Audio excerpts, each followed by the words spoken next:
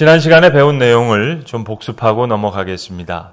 결국 재앙이 향한 곳은 유브라데스와 바벨론이었다 하는 내용을 우리가 배웠습니다.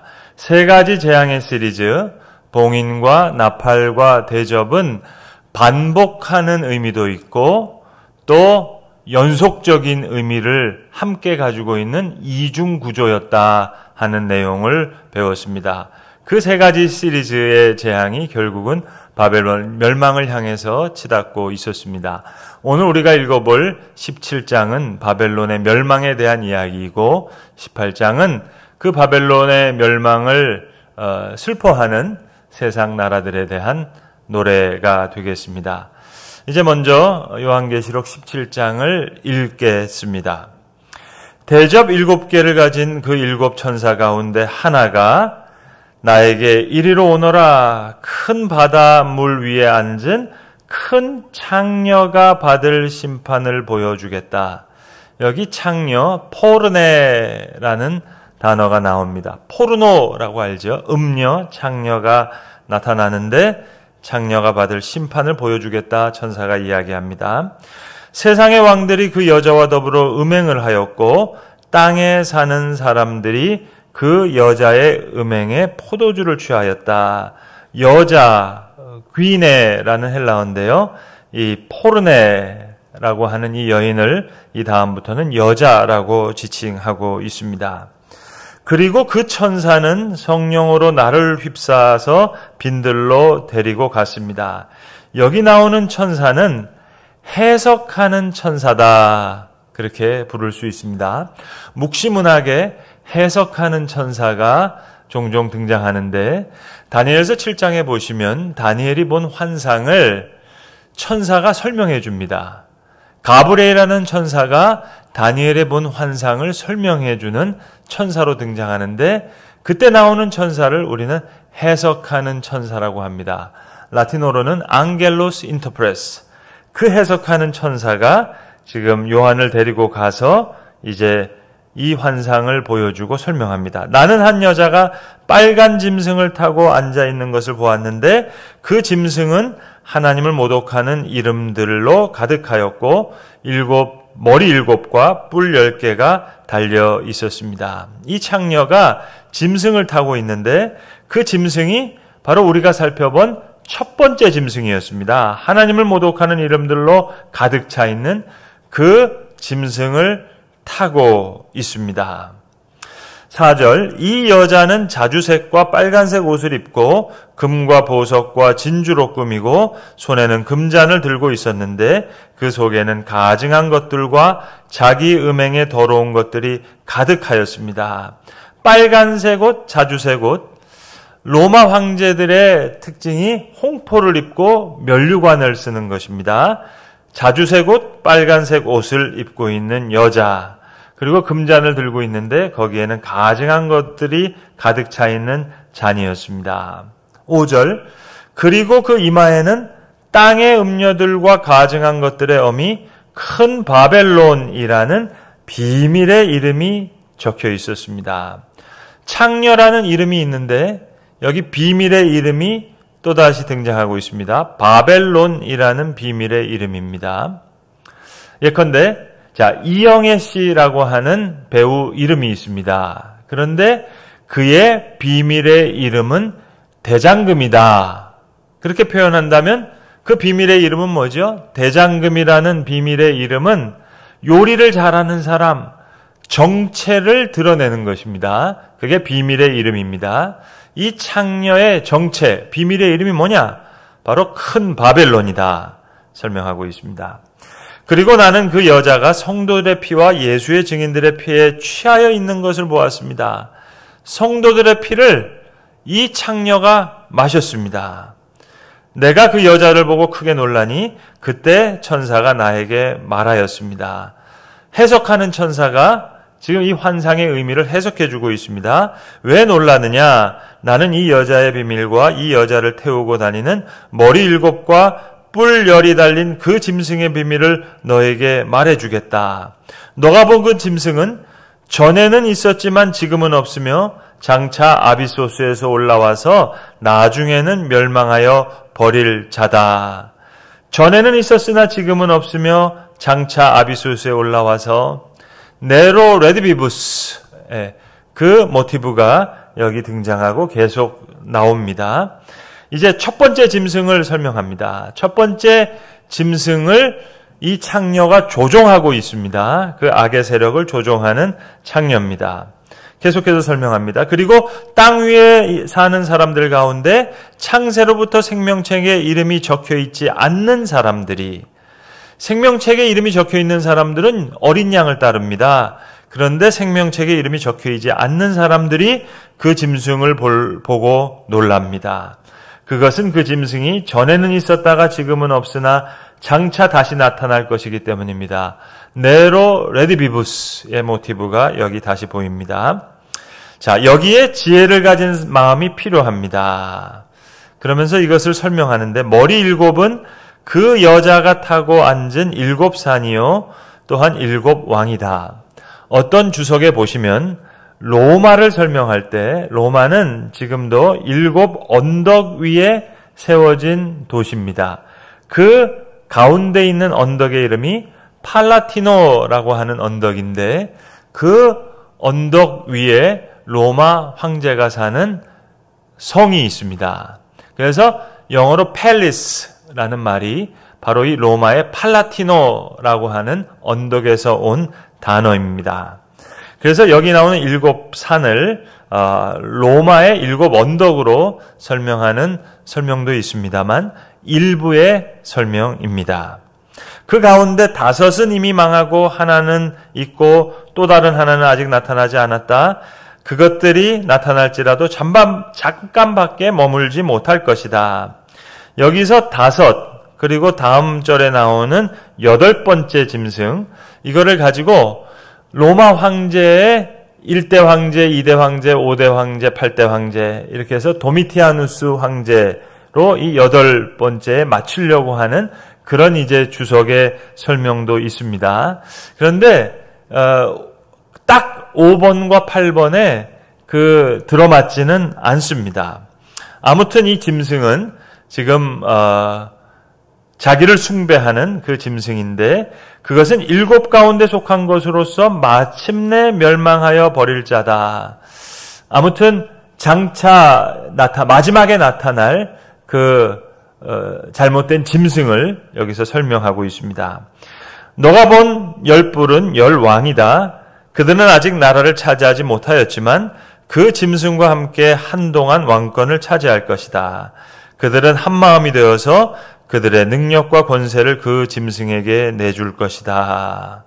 이제 무시무시한 능력을 가지고 이 짐승이 임하는 것 같지만 결국은 패배합니다.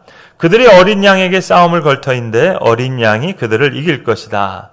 그것은 어린 양이 만주의 주요 만왕의 왕이기 때문이며 어린 양과 함께 있는 사람들이 부르심을 받고 택하심을 받은 신실한 사람들이기 때문입니다. 자, 이제 해석하는 천사가 또 설명을 하고 있습니다. 천사가 또 나에게 말하였습니다. 너가 본 물, 곧 그 창녀가 앉아있는 물은 백성들과 무리들과 민족들의 언어들이다. 그리고 내가 본 그 10뿔과 그 짐승은 그 창녀를 미워해서 비참하게 만들고 벌거벗은 꼴로 만들 것이다. 그들은 그 창녀의 살을 삼키고 그 여자를 불에 태울 것이다. 결국은 이 짐승이 자중질환을 일으켜서 결국은 이 사탄의 세력이 망하게 됩니다. 자, 17절. 그것은 하나님께서 당신의 말씀을 이루실 때까지 당신의 뜻을 행하려는 마음을 그들에게 주셔서 그들이 한 마음이 되어 그들의 나라를 그 짐승에게 주게 하셨기 때문입니다. 마지막을 우리가 좀 주목해서 봐야 되겠습니다. 내가 본 그 여자는 세상의 임금들을 다스리는 통치권을 가진 큰 도시를 가리킨다. 폴리스, 큰 성. 여러분, 세상 임금들을 다스리는 통치권, 사도 요한 당시에는 로마 말고 또 어디가 있습니까? 로마를 상징합니다. 그러나 비밀의 이름 바벨론이라고 이야기하고 있습니다. 로마를 상징하기도 하지만 로마만을 이야기하지 않는 묵시문학적인 표현이기 때문입니다. 좀 정리해 보겠습니다. 창녀, 포르네의 특징입니다. 창녀가 타고 있는 짐승은 13장에 등장했던 바다에서 올라온 짐승의 모습을 하고 있습니다.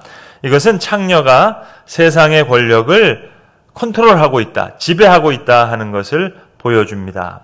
17장 큰 바닷물 위에 앉은 큰 창녀, 헬라어 포르네가 받을 심판을 보여주겠다는 말로 17장이 시작되는데 1절 이후에는 줄곧 귀네, 여자라는 말로 그 창녀를 지칭하고 있습니다. 이 여자를 창녀로 지칭함은 추악함을 강조하기 위해서이고, 이 창녀가 세상의 권력과 결탁해서 온 세상을 타락시키고 있습니다. 이 창녀의 속성은 3절에 나와 있듯이 하나님을 모독하도록, 그 짐승이 하나님을 모독하도록 조정하는 역할을 하고 있고, 6절에 보시는 대로 이 창녀는 순교자의 피에 취해 있었습니다. 요한계시록은 이 창녀의 이름을 바벨론이라고 설명하고 있습니다. 비밀의 이름이다. 그 비밀의 이름이 큰 바벨론이다. 비밀의 이름이라는 뜻은 정체를 밝히는 이름입니다. 그래서 그 창녀의 비밀스러운 이름은 바벨론이다. 이렇게 설명하고 있습니다. 그렇다면 바벨론의 의미는 무엇이냐? 요한계시록에서의 바벨론은 그리스도의 통치를 거부하는 세상 권력을 총칭합니다. 그러니까 요한계시록 당시에는 로마 제국을 지칭하지만 일제시대에는 조선총독부를 지칭할 수도 있습니다. 바벨론은 과거에도 현재에도 그리고 종말에도 존재합니다. 바벨론은 어느 시대나 등장할 수 있는데 최종적으로는 종말 때에 등장하는 그리스도의 통치를 거부하는 세상 권력을 지칭하는 의미입니다. 그래서 요한계시록에서는 바벨론이라는 단어가 상징적인 단어로 사용되고 있습니다. 17장 전장은 이 해석하는 천사가 나와서 사도 요한이 바라봤던 환상을 길게 설명하는, 해석해주는 장면으로 가득 차 있는데, 이 해석하는 천사는 묵시문학에 나오는 전형적인 형식입니다. 다니엘서 7장에 보시면 가브리엘이 해석하는 천사로 다니엘이 봤던 환상을 설명해주는 장면이 나오는데, 그 한 천사가 요한을 특별한 장소로 옮겨 놓습니다. 그리고 여러 질문들을 던지기도 하고 또 그 질문에 대한 대답을 주면서 요한이 본 그 환상을 해석해 주는데, 이런 천사를 가리켜서 해석하는 천사라고 부릅니다. 라틴어로는 앙겔러스 인터프레스. 바로 이 앙겔러스 인터프레스, 해석하는 천사는 묵시문학에 종종 등장하는 표현입니다. 그래서 17장은 바벨론 멸망을 해석하는 천사가 사도 요한에게 설명해 주는 장면으로 가득 차 있습니다. 이제 본문 18장을 읽어보도록 하겠습니다.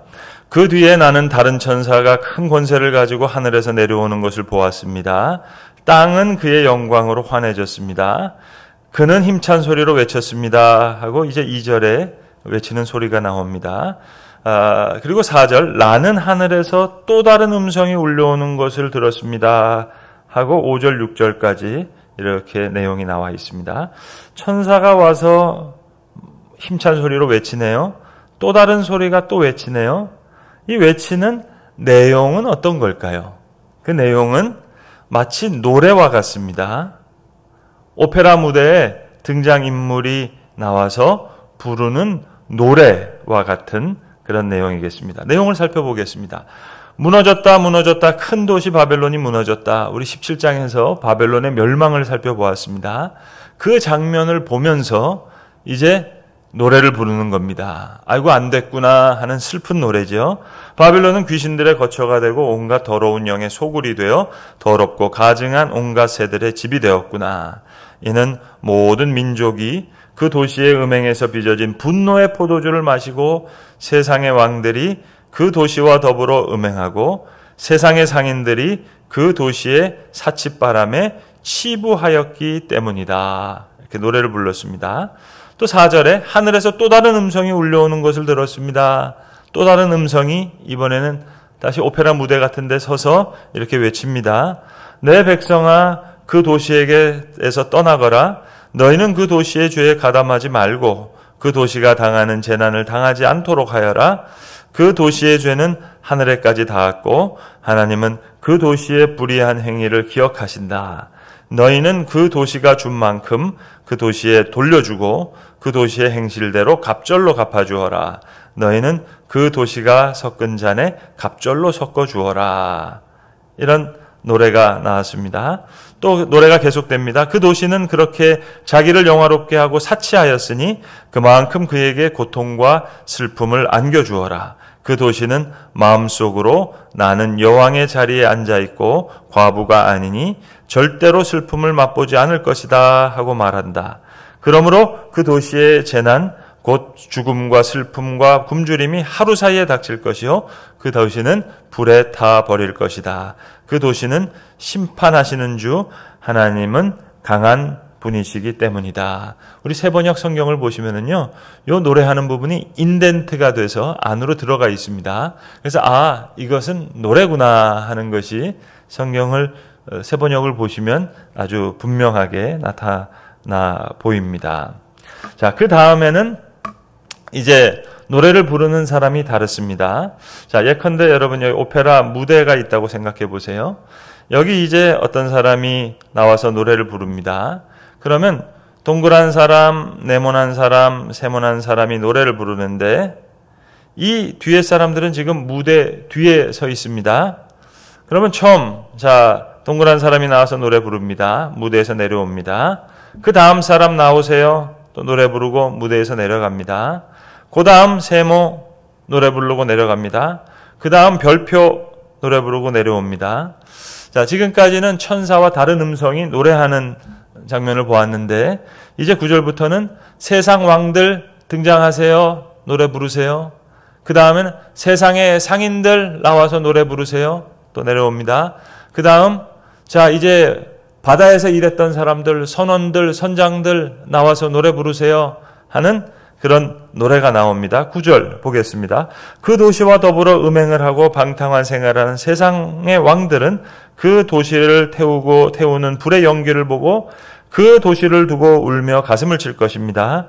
그들은 그 도시가 당하는 고문이 두려워서 멀리 서서 화를 입었다 큰 도시야.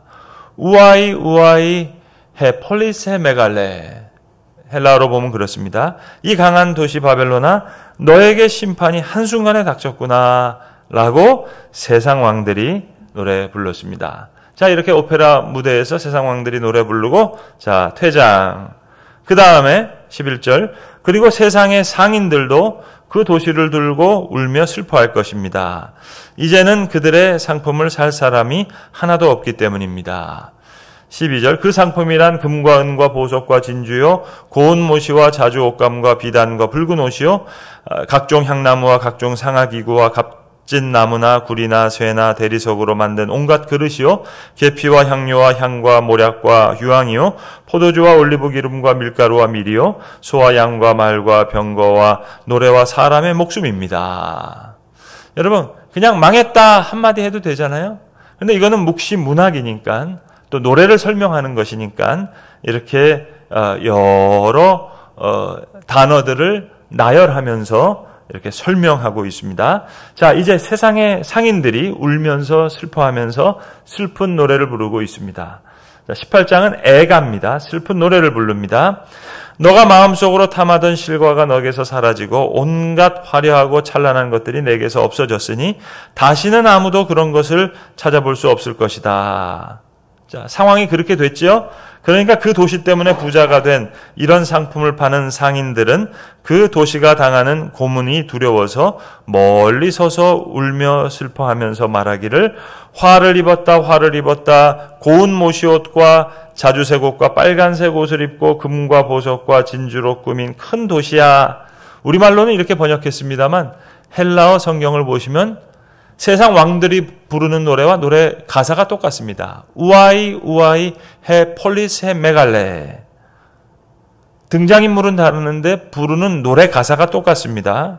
그렇게도 많던 재물이 한순간에 잿더미가 되고 말았구나. 그렇게 할 것입니다. 자, 그리고 이제 세상 상인들 퇴장. 그 다음 모든 선장과 성객과 선원과 바다에서 일하는 사람들도 멀리 서서 그 도시를 태우는 불의 연기를 보고 아이고 저렇게 큰 도시가 또 어디 있겠느냐 하고 외칠 것입니다. 그리고 그들은 슬퍼하면서 머리에 먼지를 뿌리고 화를 입었다. 큰 도시야. 우아이 우아이 헤 폴리세 메갈레. 바다에 배를 가진 사람은 모두 그 도시의 값진 상품으로 부자가 되었건만 그것이 한순간에 잿더미가 되고 말았구나 하고 부르짖었습니다. 슬픈 노래를 부릅니다. 자, 그런데 20절에 이 슬픈 노래 와중에 기쁨의 목소리가 나타납니다. 하늘과 성도들과 사도들과 예언자들이여 즐거워하십시오. 하나님께서는 그대들을 위하여 그 도시를 심판하셨습니다. 제가 가진 성경에는요, 이 부분이 형광펜으로 그려져 있습니다. 제가 그전에도 설명하면서 요한계시록의 주제 말씀을 제가 개인적으로 생각하는 세 구절에다가 형광펜을 제가 그어놨다 그랬는데 6장 10절에 우리의 흘린 피를 언제 심판하시겠습니까? 갚아주시겠습니까? 얘기하셨던 6장 10절에 저는 형광펜을 칠해놨고 그 다음에 7장 17절 18절 다시는 줄이지 않고 생명의 샘물에서 이제 눈에서 눈물을 닦아주실 것입니다. 그것이 두 번째 형광펜 칠한 부분. 그리고 오늘 이 20절 18장 20절이 세 번째 형광펜을 칠한 부분입니다. 요한계시록의 주제 말씀이 되겠습니다. 그래서 슬픈 노래가 계속되는 이 18장 20절에 기쁨의 목소리가 들어가 있습니다. 그리고 이제 우리 19장 전반부를 보시면 거기 할렐루야 찬양이 나옵니다. 그 유명한 핸델의 메시아의 가사가 바로 요한계시록 19장 전반부에서 온 것인데 그 할렐루야 찬양과 같은 기쁨의 목소리가 여기 20절에 딱 하고 들어가 있습니다. 자, 그리고 이제 21절 또 힘센 천사가 큰 맷돌과 같은 돌을 들어 바다에 던지고서 말하였습니다. 자, 슬픈 노래를 부릅니다. 큰 도시 바벨론이 이렇게 큰 힘으로 던져질 터이니 다시는 그 흔적도 찾을 수 없을 것이다. 검은 고를 타는 사람들과 노래를 부르는 사람들과 피리를 부는 사람들과 나팔을 부는 사람들의 노랫소리가 다시는 내 안에서 들리지 않을 것이요 어떠한 새 공장이도 내 안에서 하나도 보이지 않을 것이요 맷돌 소리도 다시는 내 안에서 들리지 않을 것이다. 여러분 노랫말이 너무 아름답죠? 그냥 망했다 한마디 할 수 있는데 노래이기 때문에 이렇게 아름다운 노랫말로 노래하고 있습니다. 근데 이 모든 이 노래의 가사가요, 다 예언서로부터, 구약의 예언서로부터 왔습니다. 우리 요한계시록 서론을 하는 데서 제가 설명드렸습니다만 요한계시록이 전체가 404구절로 되어 있는데 무려 278구절이 그러니까 거의 4분의 3이 구약 성경에서 왔다 하는 말씀을 드렸습니다. 그만큼 사도 요한은 구약의 모티브를 요한계시록의 4분의 3 정도가 다 구약에서 온 말씀이니까요. 여기 지금 힘센 천사가 부르는 노래말들도요. 이게 다 구약에서 나와 있는 말씀들입니다. 자, 어떤 이런 노래들 계속됩니다. 등불의 빛도 다시는 내 안에 비치지 않을 것이요 신랑 신부의 음성도 다시 내 안에 들리지 않을 것이요 그것은 내 상인들이 땅의 세도가가 행사하고 모든 민족이 내 마술에 속아 넘어갔기 때문이고 예언자들의 피와 성도들의 피와 땅에서 죽임을 당한 모든 사람의 피가 이 도시에서 발견되었기 때문이다.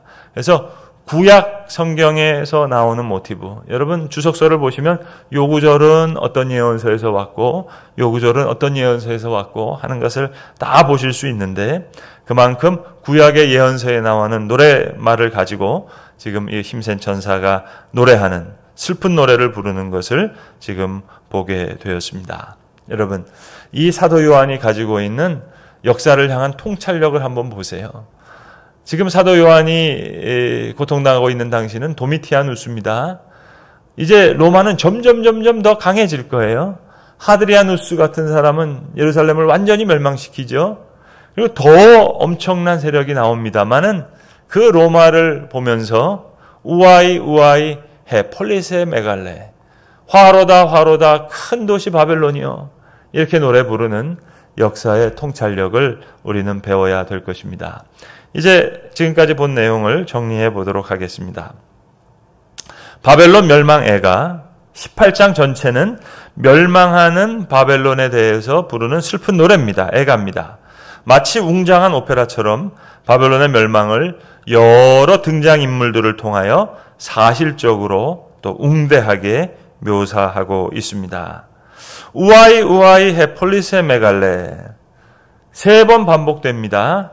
10절에서 16절에서 19절에서 세상 왕들이 또 세상의 상인들이 또 바다에서 일하는 사람들이 다 다른 사람들이 부르는 노래입니다만 노래 가사가 같습니다. 우아이 해 폴리세 메갈레 화를 입었다 큰 도시여 이렇게 슬픈 노래를 부르고 있었습니다.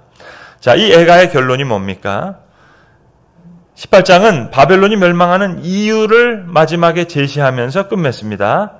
마지막 절, 예언자들의 피와 성도들의 피와 땅에서 죽임당한 모든 사람들의 피가 이 도시에서 발견되었기 때문이다. 그래서 하나님이 심판하시는 거예요.